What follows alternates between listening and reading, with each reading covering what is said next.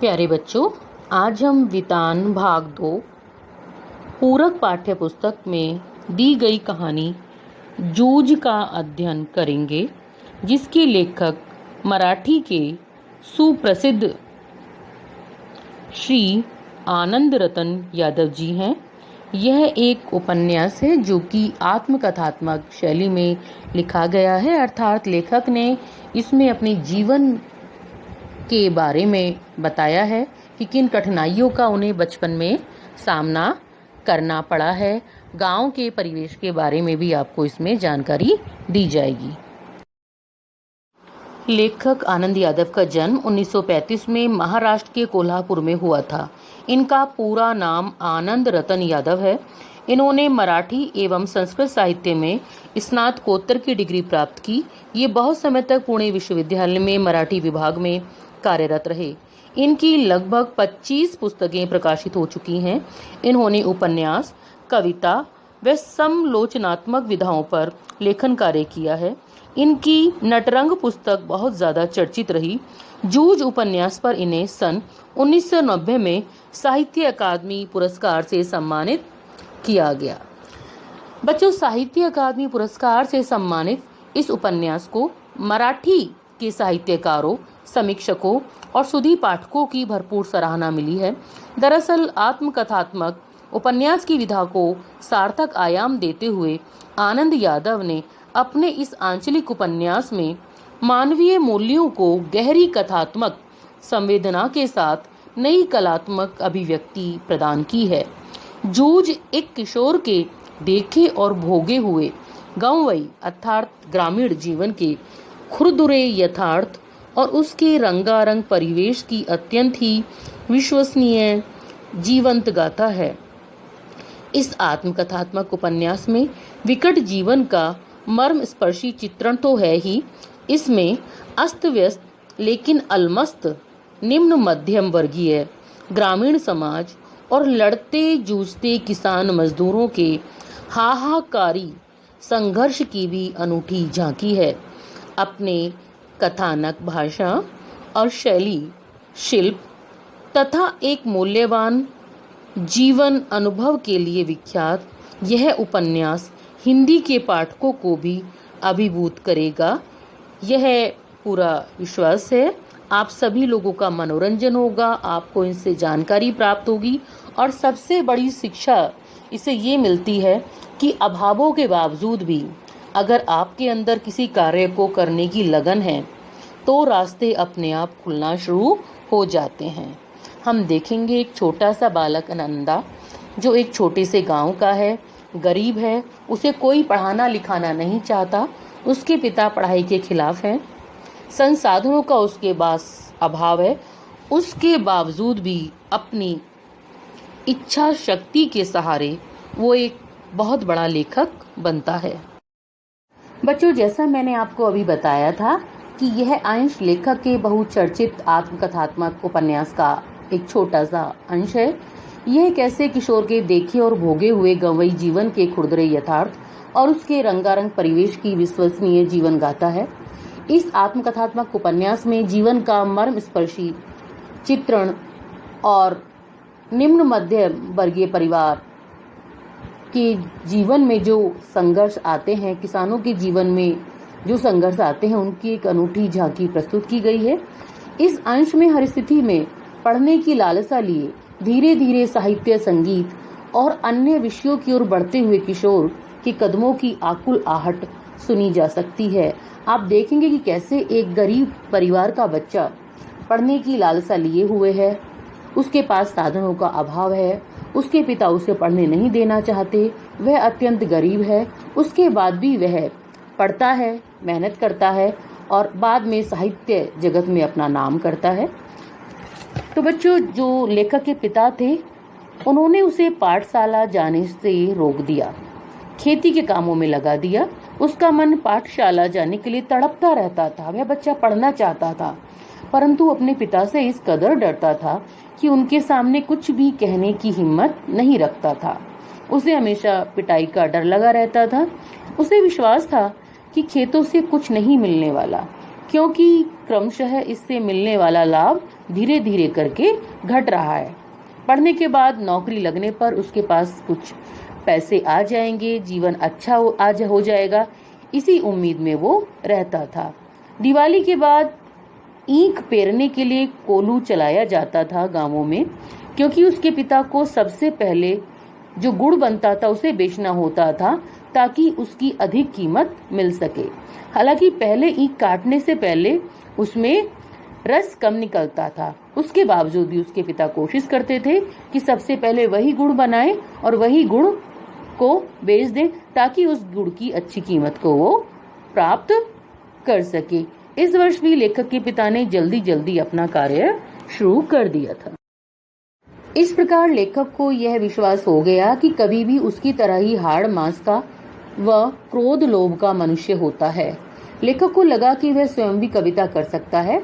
Master के दरवाजे पर छाई हुई मालती की बेल पर उसने एक कविता लिखी। लेखक ने मालती लता व कविता दोनों ही देखी थी।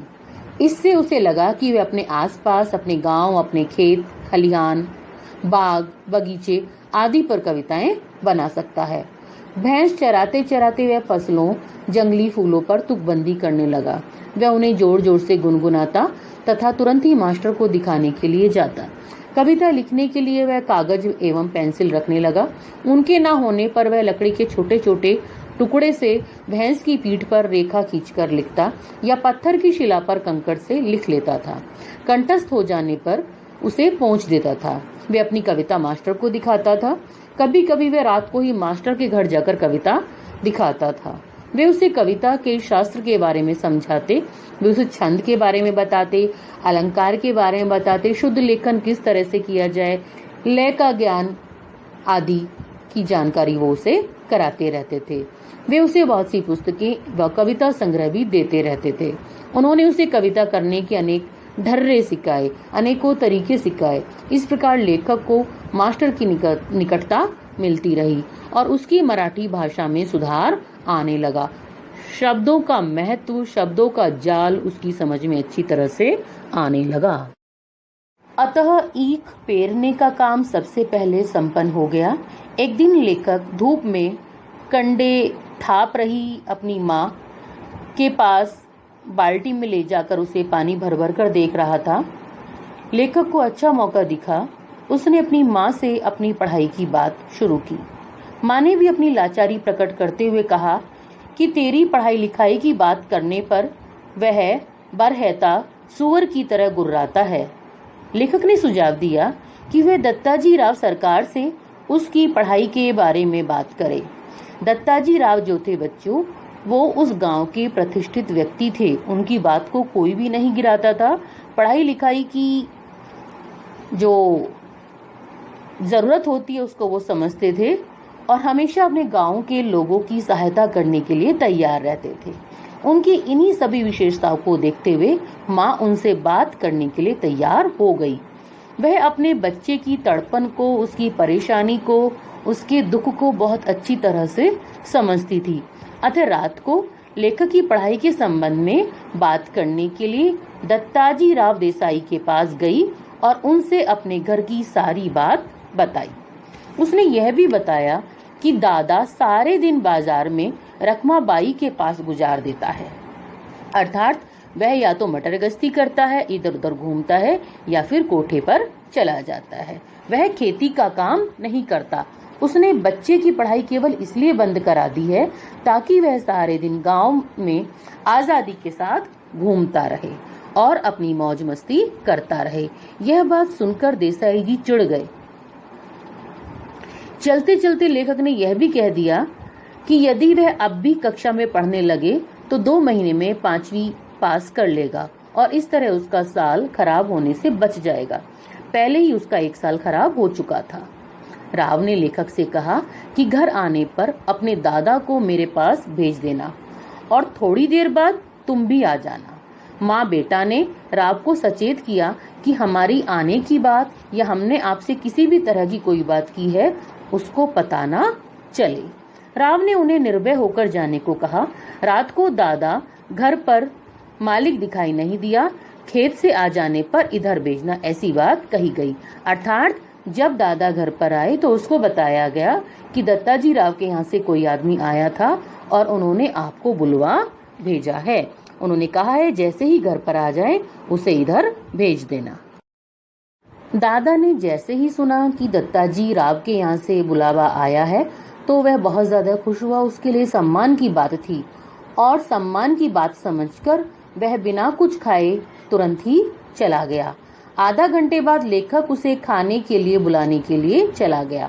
राव ने लेखक से पूछा कि कौन सी कक्षा में पढ़ता है रे तू। लेखक ने बताया कि वह 5वीं में था पर स्कूल नहीं जाता क्योंकि दादा ने मना कर दिया है। उन्हें खेतों में पानी लगाने वाला चाहिए था। राव ने दादा से पूछा तो उसने लेखक के कथन को स्वीकार कर लिया।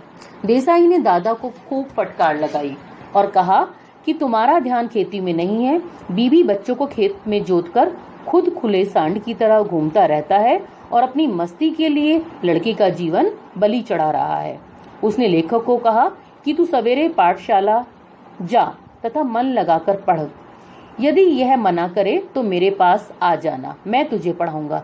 लेखक के पिता ने उस पर गलत आदतों का आरोप लगाया कि वह ये घंटे बेच देता है, चारे बेच देता है, स्कूल के बहाने से सिनेमा देखने चला जाता है या फिर जुआ खेलने लगता है, खेती और घर के कामों पर ध्यान नहीं देता, इसलिए इसको स्कूल में या पाठशाला में नहीं भेजा जाता है। लेखक ने उन्हें अपने उत्तरों से संतुष्ट कर दिया। देसाई ने पूछा कि ना कभी ऐसा तो नहीं हुआ कि तू कभी फेल हो गया अर्थात कभी नापास तो नहीं हुआ। लेखक के मना करने पर उसे पाठशाला जाने का आदेश देकर घर भेज दिया। बाद में उसने रत्नप्पा को भी समझा दिया। दादा ने भी पाठशाला भेजने की हामी भर दी। घर आकर दादा ने लेखक से यह वचन ले लिया कि दिन निकलते ही खेत पर जाना पड़ेगा और वहीं से सीधा पाठशाला पहुंचेगा। अर्थात सबसे पहले वो खेतों पर जाएगा, खेतों के सारे काम करेगा और वहां से सीधे फिर पाठशाला पहुंचेगा। पाठशाला से छुट्टी होते ही घर में बस्ता रखकर सीधे खेत पर आकर घंटा भर ढोर चराएगा अर्थात जानवरों को चराएगा और खेतों में ज्यादा काम होने पर पाठशाला से गैर हाजिर रहना होगा। लेखक ने सभी शर्तों को स्वीकार कर लिया। लेखक 5वीं कक्षा में जाकर बैठने लगा। कक्षा के 2 लड़कों को छोड़कर सभी नए बच्चे थे। वह बाहरी अपरिचित जैसा एक बेंच के किनारे एक कोने पर जाकर बैठ गया। पुरानी किताबों को ही थैले में भर लाया था। कक्षा के शरारती बच्चों ने उसका मजाक उड़ाया और उसका गमछा छीनकर मास्टर जी की मेज पर रख दिया। फिर उसे सिर पर लपेटकर मास्टर जी की नकल उतारनी शुरू कर दी कि तभी मास्टर जी आ गए। तदुपरांत क्या हुआ बच्चों, जब मास्टर जी आ गए उन्होंने लेखक से पूछा कि भाई तुम कौन हो और फिर दोबारा से इस कक्षा में क्या करने आए हो। तो लेखक ने उसे सब कुछ बता दिया कि इस तरह से मैं पिछले साल आना मेरा बंद हो गया था, फिर से मैंने आना शुरू किया है। इसी बीच में छुट्टी में बच्चों ने उसकी धोती खोलने की कोशिश की परंतु असफल रहे। वे उसे तरह तरह से पूरा दिन परेशान करते रहे। उसका मन बहुत ज्यादा उदास हो गया। उसने माँ से नई टोपी व 2 नाड़ी वाली चड्ढी मेलखाऊ रंग की बनवा ली। धीरे धीरे लड़कों से उसका परिचय बढ़ गया। मंत्री नामक मास्टर आए। वे छड़ी का उपयोग नहीं करते थे। वे लड़के की पीठ पर सीधे घूंसा लगाते थे। शरारती लड़के उनसे बहुत ज्यादा डरते थे। वे गणित के अध्यापक थे। धीरे धीरे लेखक का लोगों से परिचय बढ़ा। मास्टर उसको पसंद करने लगे। इस कक्षा में बच्चों वसंत पाटिल नाम का एक कमजोर शरीर वाला होशियार लड़का था।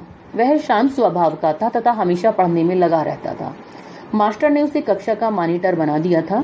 लेखक भी उसकी तरह पढ़ने में लगा रहा। वह अपनी कॉपी किताबों को व्यवस्थित रखने लगा। शीघ्र ही वह गणित में होशियार हो गया। दोनों में अच्छी दोस्ती हो गई थी। मास्टर लेखक को आनंदा कहकर पुकारने लगे थे। अब उसका मन पाठशाला में लगने लगा। वहीं पर नव सौंदलगेकर नामक मास्टर थे जो मराठी पढ़ाते थे। पढ़ाते समय वो स्वयं में रम जाते थे। उनका कविता पढ़ाने का तरीका बहुत ही अच्छा था। सुरीले कंठ, छंद व रसिकता के कारण वे कविता बहुत ही अच्छी तरह से पढ़ाते थे। उन्हें मराठी व अंग्रेजी की अनेकों कविताएं याद थीं। वे कविता के साथ ऐसे जुड़े थे कि अभिनय करके भाव बोध कराते थे और स्वयं भी कविता की रचना करते थे। इस तरह से लेखक उनसे बहुत ज्यादा प्रभावित हुआ। लेखक भी उन्हीं की तरह अभिनय करने लगा। खेत पर पानी लगाते समय या ढोर चराते समय वह मास्टर के अनुसार ही कविताएं गाता था। वह उन्हीं की तरह अभिनय करता था। उसी समय उसे अनुभव हुआ कि अन्य कविताएं भी इसी तरह से पढ़ी या लिखी जा सकती हैं। लेखक को महसूस हुआ कि पहले जिस काम को करते हुए उसे अकेलापन खटकता था, अब वह समाप्त हो चुका है। अब उसको अकेलापन अर्थात एकांत अच्छा लगने लगा था। एकांत के कारण वह ऊंचे स्वर में कविता गा सकता था, नृत्य कर सकता था। उसने कविता गाने की अपनी पद्धति विकसित कर ली थी। वह अभिनय के साथ गाने लगा। अब उसके चेहरे पर कविता के भाव आने लगे थे। मास्टर को लेखक का गायन अच्छा लगा और उससे 6ठी 7वीं कक्षा में बालकों के सामने गवाया। पाठशाला के समारोह में भी उससे गवाया। मास्टर स्वयं कविता रचते थे। उनके पास मराठी कवियों के काव्य संग्रह थे। वे उन कवियों के संस्मरण भी सुनाते रहते थे। इस कारण अब वे कवि उसे आदमी की तरह लगने लगे थे। सौंदलगेकर स्वयं एक कवि थे, अर्थात जो कवि पहले लेखक को यानी आनंदा को किसी दूसरी दुनिया के लगते थे, अब वे उसे अपने जैसे हाड़ मांस के पुतले और आदमी लगने लगे थे और उसका खुद का ध्यान भी कविता रचने में, कविता गायन में बढ़ना शुरू हो गया था।